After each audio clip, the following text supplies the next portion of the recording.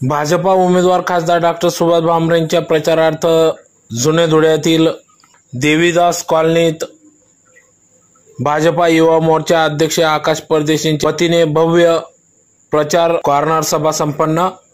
याबाबत वृत्त असे की धुळे शहरातील जुने धुळे परिसरातील देवीदास कॉलनी जुने धुळे परिसर या ठिकाणी आज धुळे लोकसभा निवडणूक 2024 अंतर्गत महायुती नमो संवाद सभेचे आयोजन करण्यात आले।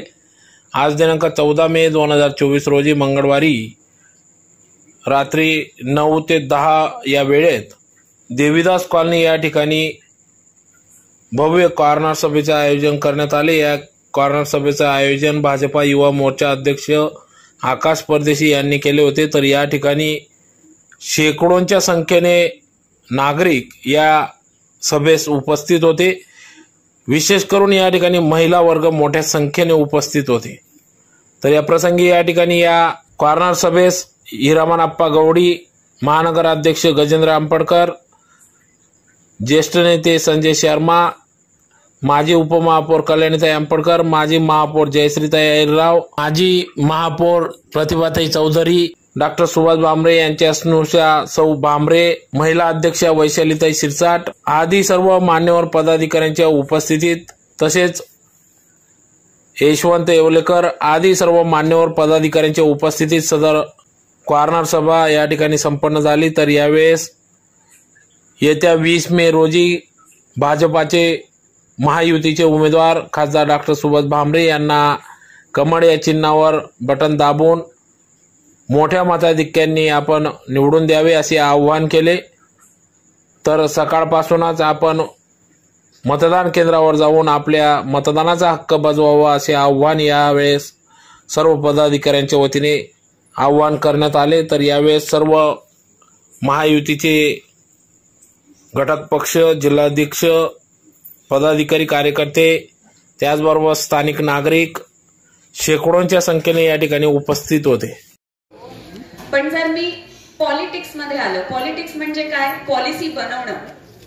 जर मी पॉलिटिक्स मध्ये उतरलो, जर माझ्या हातात पॉलिसी बनवण्याची जर ताकद आली तर मी असंख्य लोकांचं भलं करू शकतो। आणि तेवढ्या एका निश्चयामुळे त्यांनी पॉलिटिक्स मध्ये पाऊल ठेवलं आणि तुमच्या सर्वांच्या आशीर्वादामुळे ते खूप मोठ्या लीडने जिंकून आले। नुसतं तेवढंच नव्हे, पहिल्या टर्म मध्ये मोदीजींनी त्यांना संरक्षण राज्यमंत्रीपद सुद्धा बहाल केलं। दुसऱ्या टर्म मध्ये 2019 मध्ये अजून चांगल्या लीडने निवडून आले। या गेल्या 10 वर्षांमध्ये त्यांचं आपल्याला सर्वांना माहिती आहे की बऱ्याच वर्षांपूर्वी धुळे, जळगाव, नाशिक सगळे एकाच लेवलला होते। पण नाशिक आणि जळगाव मध्ये एवढी इंडस्ट्रीज आल्या, एवढा त्याचा विकास झाला, पण धुळे होतं तिथेच राहिलेलं होतं। सगळ्यांना ते शल्य होतं की धुळे, जळगाव, नाशिक एवढं पुढे का नाही गेलं। इकडे अर्थात नाना प्रकारचे प्रश्न आहेत, पाण्याचा प्रश्न आहे, रस्त्यांचा प्रश्न होता, रेल्वे नव्हती, त्यामुळे कारखानदारी धुळ्यामध्ये नव्हती। जेव्हा फक्त एक स्थानिक लीडर असतो, तो काम करताना एवढाच विचार करतो की पुढच्या पंचवार्षिक मध्ये मी कसा निवडून येईल। पण एखादा जो सामाजिक कार्यकर्ता असतो, जो खरा नेता असतो, तो हा विचार करतो की पुढच्या 100 वर्षासाठी मला काय करता येईल, मला देशाला पुढे कसं नेता येईल। त्यामुळे त्यांनी मोठी दूरदृष्टी ठेवली। त्यांनी हा विचार केला की बेसिक प्रॉब्लेम काय आहे, कारखानदारी काय येत नाहीये, पाण्याचा प्रश्न आहे, रस्त्यांचा प्रश्न आहे, कनेक्टिव्हिटीचा प्रश्न आहे, तर आपण सर्वात आधी त्याला हात घालूया। खूप मेहनत केली त्यांनी। डॉक्टर म्हणून ते अभ्यासू होतेच, चिकाटी त्यांच्यामध्ये होतीच। त्यांनी व्यवस्थित विश्लेषण केलं की इकडे काय काय आपले वीक पॉइंट्स आहेत, काय काय आपले स्ट्रॉंग पॉइंट्स आहेत। त्याप्रमाणे केंद्रामध्ये आणि स्टेटमध्ये त्यांनी सतत पाठपुरावा केला मोठ्या सगळ्या लीडर्सच्या मते। मोदीजी असो, गडकरीजी असो, सुरेश प्रभूजी असो, पियुष गोयलजी असो, त्यांच्याबरोबर सतत पाठपुरावा करून इंदोर, मनमाड, धुळे रेल्वेचं जे पुढचं काम होतं, हो सगळ्यात आधीपासून सगळ्यांच्या डोक्यात होतं की झाली पाहिजे, थोड्याफार प्रमाणामध्ये काही कुठेतरी फायली फिरवलेल्या होत्या, पण त्याचा पाठपुरावा हा झालेला नव्हता। आणि सरकारच्या पटव्यामधून त्याच्यासाठी जे निधी खेचून आणायचं असतं, ते एक फार मोठं आणि महत्वाचं काम असतं। पण मोदीजींनी त्यांच्यावरती विश्वास ठेवला, गडकरीजींनी त्यांच्यावरती विश्वास ठेवला आणि वेगवेगळ्या स्कीम्सच्या माध्यमातून त्यांनी त्याच्या स्कीमसाठी निधी गोळा करून आणला. आणि त्याचं तुम्ही बघितलं आहे, नरड्याना धुळे नरड्याना रेल्वे लाईनचं भूमी अधिग्रहण बऱ्यापैकी झालेलं आहे. सुळवाडे जामफळ कनोली उपसा सिंचन योजना, शेतकऱ्यांचा पण प्रश्न त्याच्यामध्ये खूप होता. शिंदखेड आणि धुळे तालुक्यातील 100 गावांचा पाण्याचा जो प्रश्न होता तो त्या उपसा सिंचन योजनेमुळे आता मार्गी लागत आहे. त्याचं काम आता पूर्ण होत आहे. तुम्ही तुमच्या डोळ्यांनी बघू शकता. तुम्ही इव्हन गुगल इमेजेस वरती बघितलं त्याचं काम दिसतं आहे तुम्हाला. त्यामुळे समोरचा माणूस कितीही किरकिर करत असला की हे नुसतं बोलताय, काही काम नाही झालंय, तुम्ही डोळ्यांनी बघून या ना. धुळे शहरामध्ये आपल्याला कनेक्टिव्हिटीचा प्रश्न होतो. मुंबईला जायला लागायचं तर आपल्या विद्यार्थ्यांना किंवा कामकाजी लोकांना किती वेळ ट्रॅव्हल्सना जायला लागायचं. ती किती रिस्की असते, ती लक्झरी किती असं गोंगाट जाते. बसचा प्रवास तो रिस्की असायचा. पण आता त्यांनी दररोज 18 डब्यांची गाडी सुरू केलेली आहे, रेल्वे गाडी सुरू केलेली आहे. त्याचा सर्वांना किती फायदा झालेला हे सगळ्यांना माहिती आहे. ही आणि अशी अनेक किती प्रकारची कामं बाबांनी शांतपणे केलेली आहेत. ते थोडस जुन्या विचारसरणीचे होते. सोशल मीडियावरती शोबाजी वगैरे करण्याची त्यांना काही फार कितीही खालच्या थराला जाऊन त्यांच्यावरती आरोप करत राहिले. ह्यातले बरेच असे विरोधक आहेत की ज्यांनी स्वतः येऊन बाबांकडे तेव्हा ट्रीटमेंट घेऊन गेलेले आहेत, ऑपरेट होऊन गेलेले आहेत. पण आता पॉलिटिक्स मध्ये उगीच काहीतरी टीका करायची म्हणून लोक करतात. पण आपल्या सर्वांना माहिती आहे की किती शांत, सुस्वभावी आणि निर्मळ हे व्यक्तिमत्व आहे. कोणी काहीही म्हटलं तरी आपण फक्त आपल्या कामातून उत्तर देणं हेच बाबांना माहिती आहे. तुम्हाला हे सुद्धा माहिती असेल कदाचित, कारण हे टीव्हीवरती. जय श्रीराम. 20 तारखेला काय माहिती का तुम्हाला? मतदान हे श्रेष्ठ दान आहे. 20 तारखेला, येणाऱ्या 20 तारखेला आपल्याला सकाळी लवकर उठून हे आपले जे मतदान श्रेष्ठ दान मी म्हटले, सर्वात अगोदर ते जाऊन करून यायचे. ऊन असतं, उन्हाचे दिवस आहे. एकदा 8-9 वाजले की ऊन सुरुवात होते, गर्दी सुरुवात होते व्हायला. बरोबर आहे ना? त्याच्यासाठी सकाळी लवकर, जेवढ्या लवकर आवरता येईल तेवढ्या लवकर रांगा लावून आपण मतदान करून यायचे. आणि मतदान कोणाला करायचे? आजी मतदान कोणाला करायचे? कमळ. आणि कमळाला मतदान का बरं करायचे हे माहिती का कोणाला? कमळाला मतदान का करायचे तुम्हाला माहितीये का? आता एक काँग्रेस पक्षासाठी ती बाई म्हणजे शोभाताई बच्चाव या उमेदवारी करतायत. यांना किती लोक ओळखतात आता मला माहिती नाही. मला वाटतं यातले कोणीच ओळखत नसेल. आणि ती उमेदवारी सर्व मुस्लिम लोकांसाठी करतात हे मी तुम्हाला सांगते. त्यांचा एक फतवा निघलेला आहे, नीट ऐका सगळ्यांनी. त्यांचा एक फतवा निघलेला आहे. फतवा म्हणजे त्यांचे धर्मगुरू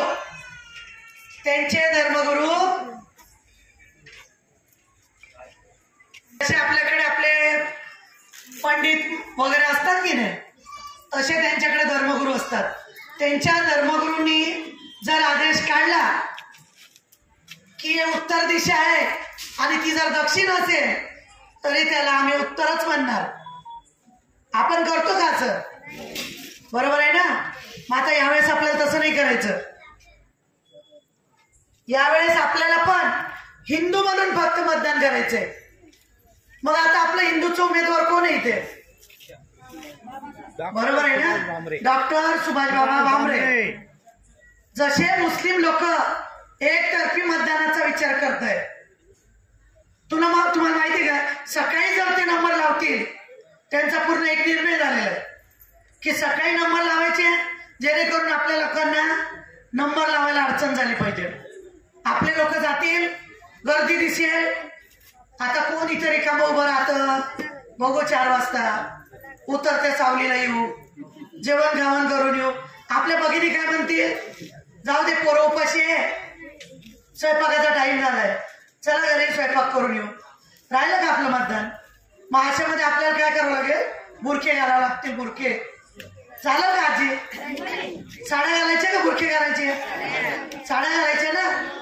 जर कधी आपण हिंदुत्वासाठी जागा झालो नाही, हिंदुत्वासाठी आपण हिंदू म्हणून जर कधी आज जागा झालो नाही, तर कायम झोपावं लागेल आपल्याला आणि कायम त्यांच्यासाठी मतदान करावं लागेल. ते तर मला वाटतं मतदानच करू देणार नाही. एकतर्फी बस आम्ही मुस्लिम एक मुस्लिम आपले जास्त बरोबर आहे ना. आपले जास्त आहे, पण आपल्या लोकांनी एकच निर्णय घ्यायचा आहे की सकाळी उठून मला पहिले मतदानाला जायचंय. हा प्रत्येकाने एक निर्धार करा. करणार का? जोरात बोला, जोरात. हा, तर आपल्याला फक्त एक हिंदू म्हणून मतदान करायचं. हिंदू म्हणून फक्त कमळ आणि कमळ भाजपाला मतदान करायचंय, जेणेकरून आपली येणारी पिढी ही आपल्याला पोचायला नको, तर आपलं आयुष्यभर नाव काढायला पाहिजे. जर कधी चुकीने कधी आपण मतदानाला गेलो नाही आणि आपल्या बाबांचं सीट कधी डोक्यात आलं, तर आपली पिढी कधीच आपल्याला माफ करणार नाही. तुम्हाला वाटतं का की आपल्या पिढीने आपल्याला पोचायला पाहिजे? त्यासाठी मतदान करायचंय. धन्यवाद. 20 तारखेला हे सुद्धा देशाचं लग्न आहे. सगळ्या तिथा बंद आहे, एकच तीथ आहे 20 तारखेला. जसं लग्नामध्ये कन्यादान मामाने आणि काकानं करणं हे आवश्यक आहे, तसं अन्नदान करणं महत्वाचं आहे. रक्तदान देशासाठी महत्वाचं आहे, तसं देशासाठी मतदान सुद्धा महत्वाचं आहे. ज्याप्रमाणे आपण जावई निवडताना नुसतं जावई नाही बघत, त्याची आई, त्याची बहीण, त्याला मावसा कसा आहे, त्याची फुई बहीण कशी आहे, सगळं येटोळं पाहून मतदान करतो. तसा भारतीय जनता पार्टीचे सगळे नेते, जरी नरेंद्र मोदी साहेब एक असले तरी रोड बनवण्यासाठी गडकरी, रेल्वे बनवण्यासाठी एक रेल्वेचा मोठा अधिकारी अश्विनी कुमार, देशाच्या सैन्यांसाठी अजित डोवाल आणि एस जयशंकर, गृह खात्यासाठी माननीय अमितजी शहा, शेतकऱ्यांच्या प्रश्नावर पंजाबचे हरमीत सिंग कौर, हे सगळ्याच्या सगळे 10 वर्षापासून असलेले मंत्री, जे 60 वर्षामध्ये इथं जुनं धुळं म्हणजे जुनं धुळं पहिला आपण किती घोषणा द्यायचे काँग्रेसच्या राजवटीत. मावशी आधी रोटी खाएंगे, बैल जोडी लाएंगे, बैल जोडी कापाई गई. मग आना काय वासरू, 10 वर्ष काय वासरू चालणं. मुसलमानांनी विरोध केला, गाय को हम मानते नहीं, आधी रोटी खाएंगे, गाय बछडा करत 2 वेळा गाय बछडा निवडून आलं. मग मुसलमानांनी विरोध केला म्हणून गाय बछडा बाजूला टाकली. मग मुसलमानांनी सांगितलं काय घ्यायचं निशाणी, तो म्हणे पंजाऱ्या, म्हणजे त्यांचा तो ददरदुल्लाला बी राहतो ना, तिथं राहतो, आपल्या याच्यामध्ये पोलीस स्टेशनला असतो. म्हणून त्यांनी अर्धा हात घेतला, त्या अर्ध्या हाताने 2013 पर्यंत पाकिस्तानचा आतंकी गल्लीपर्यंत आणून टाकला. ओ मावशी, ती थैली पडली, तिला हात ती आला करा, ती पिशवी फेका, हात नका. स्टँडवर गहूत काय ऐकायला भेटे.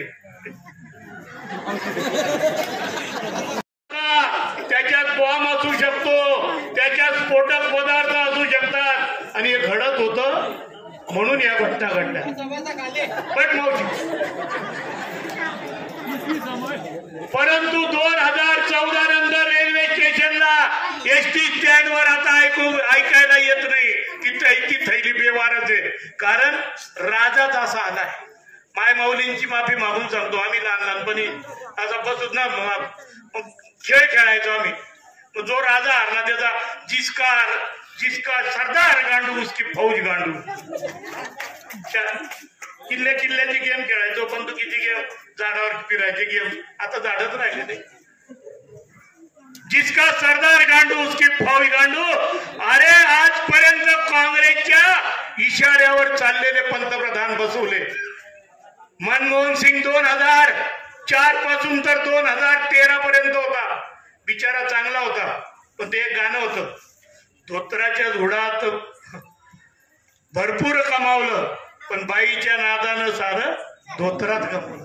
काय राव तुम्ही भरपूर कमावलं आणि बाईच्या नादानं सारं लुगड्यात कमावलं, ते गाणं होतं। बाईने हालचाल करू दिली नाही मनमोहन सिंगांना, जे सांगेल तेच। अरे अजूनही काँग्रेसला अध्यक्ष गांधी घराण्याच्या व्यतिरिक्त मिळत नाही। हे गांधी भुसणे गांधी, या गांधी घराण्यांचा आणि 14 वरून बुरखा। आता तो बुरखा काय थंडीचा आहे का? काही एसी लावलेला तरी त्याच्यामध्ये ते हजर राहतात। आत्ताची बातमी आहे दुबई वरून, जिथं लोक आहे ना तिथून मतदानाला इथं सगळे इकडं गर्दीने निघा, एवढंच तुम्हाला सांगतो। नाहीतर आमदार जसा झाला तसा जर खासदार त्यांचा झाला तर मग मात्र आपल्याला धुळे हिंदुत्ववादी किती हे दिसून येईल। म्हणून माझ्या माय मौलींनो तुम्ही विचार करा, भविष्याचा विचार करा, नाहीतर हे पोर आहे ना, काय नाव तुझं? जितू हितेश, हा हितेश, तू भविष्यात हितेश नाही दिसणार, हिदायतुल्ला दिसत, आकाश भैया आश्रम भैया दिसतील, मी सुद्धा हापीची दिसत, तुमने सुद्धा डोकाले टिळा लावले तर राहते बुरखा घालना पडतील भविष्यामध्ये। सलमा हिना अशा दिसतील। आणि म्हणून मंदिरांचे कळस आणि अंगणाची तुळस वाचवायची असेल तर डॉक्टर बाबासाहेब भामरेंच्या नावापुढे असलेलं कमळाचं चिन्ह। सुनबाईंनी पोटतिडकीने सांगितलं, मी काँग्रेसमध्ये होतो 85ला, आपल्याकडे ऋतंबराची सभा होती, माझा पोरे रात्री आजारी पडला, मी तेव्हा बाबा काँग्रेसचे होते, तरी बाबांनी सांगितलं आप्पा तुमची सभा बघा, मी बाकीचं बघतो। म्हणून बाबांसारखा माणूस कधी हे केलं नाही। अजूनही बाबा जरी मंत्री झाले तर पोऱ्याला सुद्धा मोठा कॅन्सरचा तज्ञ बनवून खांदेर रिसर्च चालू केलं। ही मायमाऊली कमी नाही बरं, मी दर महिन्याला 2-3 लोक घेऊन जातो, म्हणजे 2-3 लोक म्हणजे महिलांची महाराष्ट्रामध्ये 1 नंबर आलेली मुलगी महिला तज्ञ म्हणून, बालरोग तज्ञ म्हणून। परंतु बाबा सगळ्याच गोष्टीला प्रसिद्धी देत नाही ना, कामांना बी दिली नाही आणि सुनबाईलाही दिली नाही। इतकं चांगलं काम करणारी ही सुद्धा सुनबाई या ठिकाणी। म्हणून बाबाचे म्हणून विश्वनाथ बाबा आणि डॉक्टर बाबा या दोघांना आणण्यासाठी 20 तारखेला कमळाच्या चिन्हावर मतदान करा, एवढंच या ठिकाणी सांगतो आणि माझं लांबचं भाषण संपवतो। पुण्यातली कुठली सभा इतक्या गर्दीची मी आजपर्यंत या निवडणुकीत बघितली। आणि दुसऱ्यांदा धन्यवाद तुम्हाला यासाठी देतो गजू सेठ की तुम्ही युवा मोर्चाचा जिल्हाध्यक्ष म्हणून अत्यंत योग्य नेतृत्वाला संधी दिली, याबद्दल तुमचंही मनापासून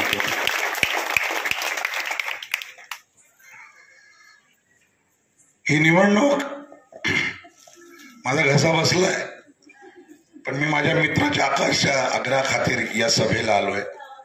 आणि बरं केलं हिराबन आप्पांनी आणखी 5 मिनिटं घेतले असं तर बरं झालं असतं।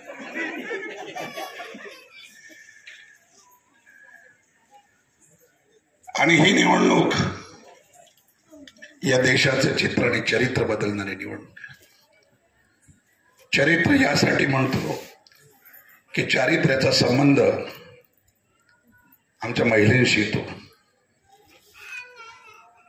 आणि या महिलांबरोबर हा पुरुष असेल तरच या देशाचं चित्र खऱ्या अर्थाने बदलू शकतं।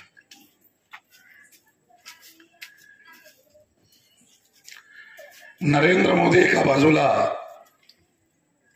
10 वर्ष तुम्ही पंतप्रधान म्हणून ज्यांना आजमावलंय, ज्यांना अनुभवलंय, त्या नरेंद्र मोदींचं जगविख्यात नेतृत्व, आणि दुसऱ्या बाजूला जो सतत 25 वर्षापासून प्रत्येक परीक्षेत राजकारणाच्या नापास होतोय तो राहुल गांधी. आता राहुल गांधी एका राजघराण्यात जन्माला आलेला हा नशीबवान युवा नेता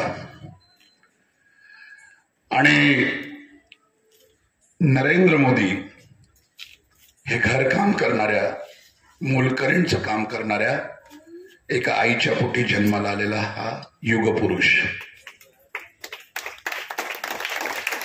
तुमचं आमचं दुःख, तुमच्या वेदना, तुमचे प्रश्न तोच व्यक्ती समजू शकतो ज्याने आयुष्यात गरिबी भोगलेली. आम्ही आकाशला पुढे कशासाठी केलं? लहानपणी त्याचे आई वडील त्याला जेव्हा सोडून गेले, हा अनाथ मुलगा हा स्वतःच्या पायावर उभा राहतो का नाही, उभा राहिला तर टिकतो का नाही. परंतु अशा संघर्षातून उभा राहिलेला आकाश हा धुळे शहराच्या नेतृत्वाच्या कसोटीवर जर यशस्वी होऊ शकतो तर नरेंद्र मोदी गेल्या 50 वर्षापासून भारतीय राजकारणात गरिबांची सेवा करतायत, गरिबांसाठी काम करतायत, ते यशस्वी झालेले. ही निवडणूक ही नगरपालिकेच्या निवडणुकीसारखी नाही. ही निवडणूक विधानसभेच्या निवडणुकीसारखी अजिबात नाही. ही निवडणूक आहे तुमच्या पुढच्या 5 पिढ्यांचं भवितव्य ठरवणारी. डॉक्टर सुभाषबाबा भामरे यांनी 10 वर्षात काय केलं हे सांगण्यासाठी मला 1 तास अपूर्ण पडेल. वेळेची मर्यादा आहे. 10 मिनिटात मला 1.5 तास करू शकेल एवढं भाषण मला आटोपतं घ्यायचंय. म्हणजे कधी कधी 2020चा जमाना आहे. म्हणजे 5 दिवसाची टेस्ट मॅच खेळणारा मी खेळाडू आणि मला 2020च्या ग्राउंडवर तुम्ही उतरवून दिलं. आता 3 ओव्हरमध्ये मॅच जिंकून दाखवायची तरच माझी पण कमाल आहे. मतदानाचे पैसे मिळतील ही अपेक्षा स्वाभिमानी जनतेने सोडून द्यावी.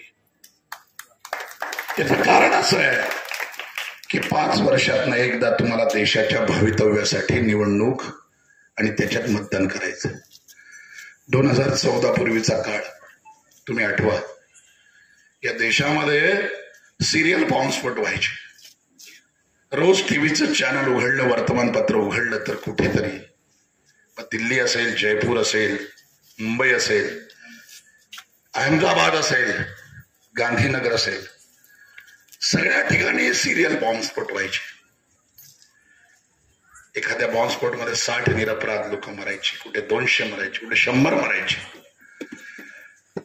परंतु ज्या दिवसापासून 2014 ते 24 या मातृभूमीवर प्रेम करणारा, या मातेशी इमान राखणारा आणि 130 करोड भारतीयांवर आपला प्राण न्योछावर करणारे नरेंद्र मोदी पंतप्रधान झाले तर एकाही माईचा लाल, पाकिस्तानचा लांड्या त्याची हिंमत झाली नाही या देशामध्ये बॉम्बस्फोट करायची.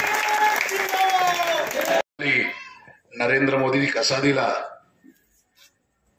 जैश ए मोहम्मद आणि ती तय्यबा नावाची संघटना, त्यांची लष्कर तोयबा, थेट पाकिस्तानचं त्यांचं तळ जिथे होतं, जिथे हजारो आतंकवादी ट्रेनिंग घेत होते, पहाटे 3 वाजेला पुलवामाच्या हल्ल्यानंतर त्यांच्यावर आपण हवाई हल्ला केला आणि सबंध अतिरेक्यांचा नायनाट केला. याची बातमी सुद्धा जागतिक टीव्हीवर कोणी दाखवली नाही. ईट का जवाब पत्थर से, नाहीतर आठवा तुम्ही 26/11. मी फार लांब जात नाही, तुम्हाला मुंबईमध्ये घडलेला बॉम्बस्फोट 26/11चा. अरबी समुद्रातून 6 आतंकवादी पाकिस्तानहून येतात, जहाजाने येतात, ते मुंबईत शिरतात. मुंबईच्या व्हीटी स्टेशनवर तुमच्या आमच्या सारखी निरपराध माणसं बसलेली असतात. त्या ठिकाणी बेछूट गोळीबार होतो. त्याच्यानंतर ते ताज हॉटेलमध्ये घुसतात. 1 वर्षाचा, 2 वर्षाचे, 3 वर्षाचे कच्चे बच्चे सुद्धा ओळखत नाही. त्यांना सुद्धा गोळ्या घालून ठार मारतात आणि त्यांच्या पायावरून, त्यांच्या प्रेतावरून पुढे चालतात. आणि त्यावेळेस मनमोहन सिंग पंतप्रधान होते. 225 लोक मेले निरपराध मुंबईमध्ये. काय केलं पंतप्रधान मनमोहन सिंगने? अमेरिकेला विनवण्या केल्या की आम्ही पाकिस्तानच्या घेण्या देण्यात नाही, परंतु सगळीकडून सिद्ध झालंय की आतंकवादी पाकिस्तानचे आहेत. अमेरिकेकडे मनमोहन सिंगला विनवण्या कराव्या लागत होत्या, परंतु पुलवामाचा हल्ला घडला. आम्ही मनमोहन सिंग सारखे अमेरिकेकडे गेलो नाही. मर्द माणूस पंतप्रधान असेल तर काय होऊ शकतं? ही निवडणूक महागाईवर नाहीये, सोडून द्या. तेल काय भाव, पेट्रोल काय भाव. आज मुसलमान जे एकवटलेत ना मतदानासाठी, ते फक्त मोदीला थांबवण्यासाठी. आज विदेशात काम करणारे मुसलमान ते विमानाने स्वखर्चाने येत आहेत. मुस्लिम संघटना त्यांच्यासाठी पैसे खर्च करून त्यांना आपल्या देशात बोलवतात एका दिवसासाठी. का? 20 लाख केरळमध्ये मुसलमान दाखल झाले मतदानासाठी. ते याकरिता की नरेंद्र मोदींना रोखण्यासाठी तुमचं मत महत्वाचं आहे. आणि नरेंद्र मोदीला रोखण्यासाठी जर मुसलमान या देशात होत असतील तर 140 कोटी हिंदूंचा आदेश नरेंद्र मोदीला पुन्हा पंतप्रधान करण्यासाठी एकत्र आला पाहिजे. ही माझी विनंती तुम्हाला.